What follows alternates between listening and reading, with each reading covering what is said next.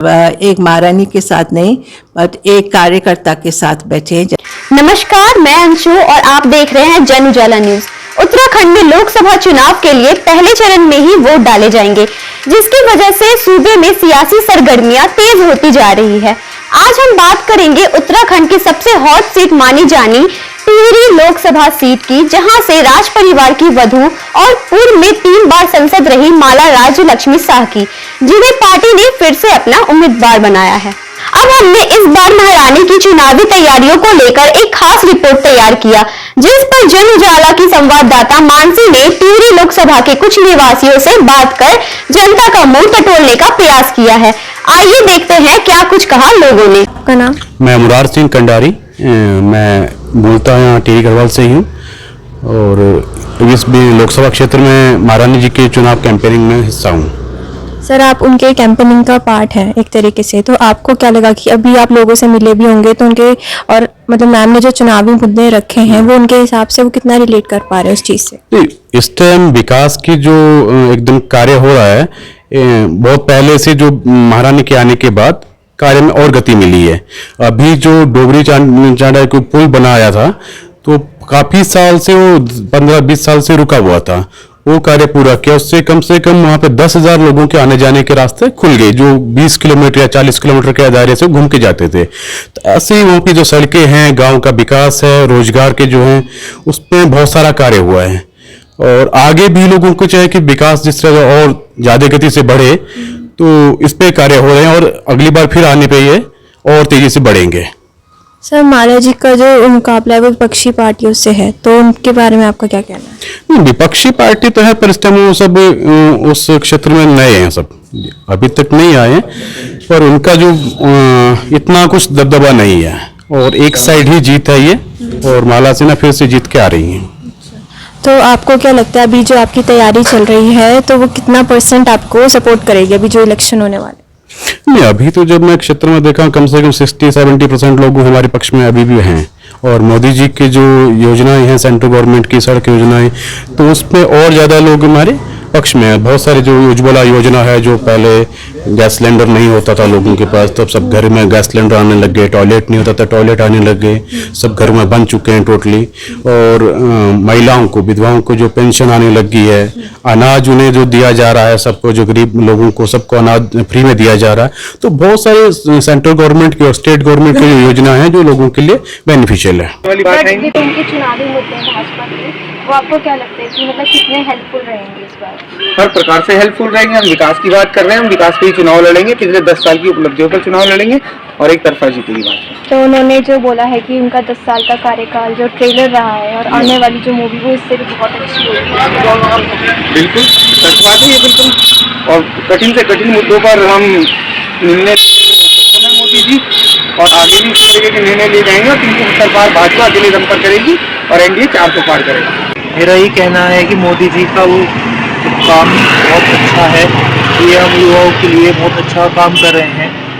इनके जो कार्य हैं वो जो पब्लिक है इसके लिए बहुत अच्छे हैं, पब्लिक जागरूक हो रही है। सर, विपक्षी पार्टी जो है वो भी अपना प्रचार कर रही है, तो आपको क्या लगता है कि मतलब उनका कैसा प्रभाव पड़ेगा?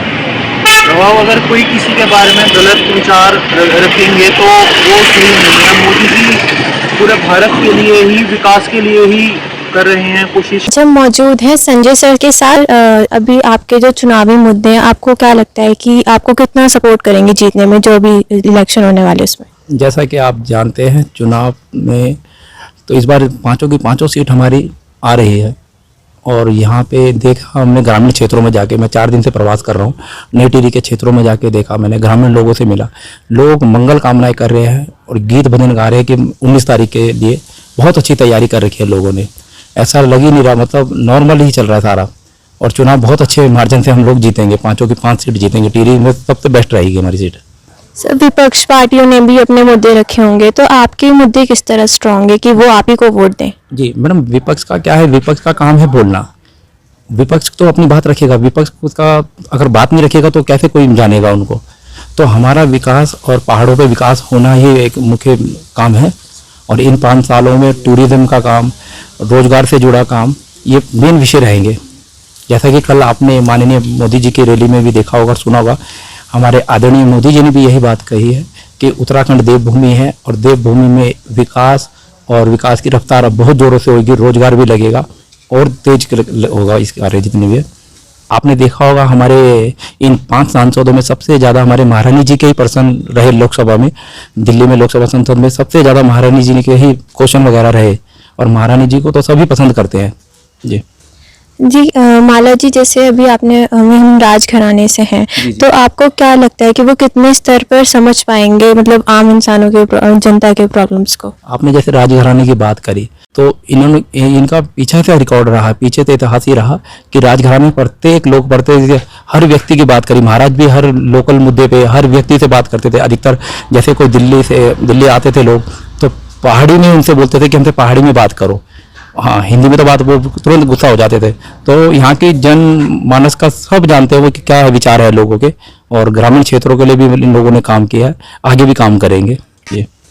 जी माला जी, जैसे अभी आपने हम राजघराने से हैं, तो आपको क्या लगता है कि वो कितने स्तर पर समझ पाएंगे मतलब आम इंसानों के जनता के प्रॉब्लम्स को? आपने जैसे राजघराने की बात करी तो इन्होंने इनका पीछे से रिकॉर्ड रहा, पीछे से इतिहास ही रहा कि राजघराने प्रत्येक लोग प्रत्येक हर व्यक्ति की बात करी, महाराज भी हर लोकल मुद्दे पे हर व्यक्ति से बात करते थे। अधिकतर जैसे कोई दिल्ली आते थे लोग तो पहाड़ी में उनसे बोलते थे कि हमसे पहाड़ी में बात करो, हाँ हिंदी में तो बात वो तुरंत गुस्सा हो जाते थे। तो यहाँ की जन मानस का सब जानते हैं वो कि क्या विचार है लोगों के, और ग्रामीण क्षेत्रों के लिए भी इन लोगों ने काम किया है, आगे भी काम करेंगे। आपने देखा कि मानसी के सवालों पर आम मतदाताओं ने जो भी कुछ बताया उस पर और भी विस्तार से जानने के लिए हमारे जन उजाला के चीफ सब एडिटर विवेक सर ने स्वयं टिहरी से भाजपा प्रत्याशी पूर्व सांसद माला राजलक्ष्मी शाह से खास बातचीत की है। आप देखिए यह खास इंटरव्यू। नमस्कार, मैं विवेक हूं। स्वागत है आप सबका जन उजाला के इस विशेष कार्यक्रम में। आज हमारे साथ मौजूद हैं टिहरी की सांसद माला राज्यलक्ष्मी शाह, जो पिछले 3 बार से टिहरी से सांसद रही हैं और चौथी बार भारतीय जनता पार्टी ने उन पर विश्वास जताते हुए चौथी बार इन्हें मैदान में उतारा है। आइए जानते हैं इनसे कि लोकसभा चुनाव आपके लिए 2024 का कितनी एक्साइटेड हैं आप? सबसे पहले आप लोगों को सबको नमस्कार। एक्साइटेड मीन्स नेचुरली सब लोग 19 तारीख के लिए वेट कर रहे हैं, सभी लोग अपने अपने तरह से काम हम लोग कर रहे हैं। और एक्साइटमेंट तो 19 को जब सब लोग वोट देंगे और जब रिजल्ट आएगा एक्साइटमेंट ज़्यादा तो उसी दिन में होगा मुझे लगता है। अभी तो सब लोग हम अपने अपने काम प्रचार कर रहे हैं, उसी में बिजी है। अभी ऐसा नहीं लग रहा एक्साइटेड क्योंकि काम ही में हम लोग बिजी हैं।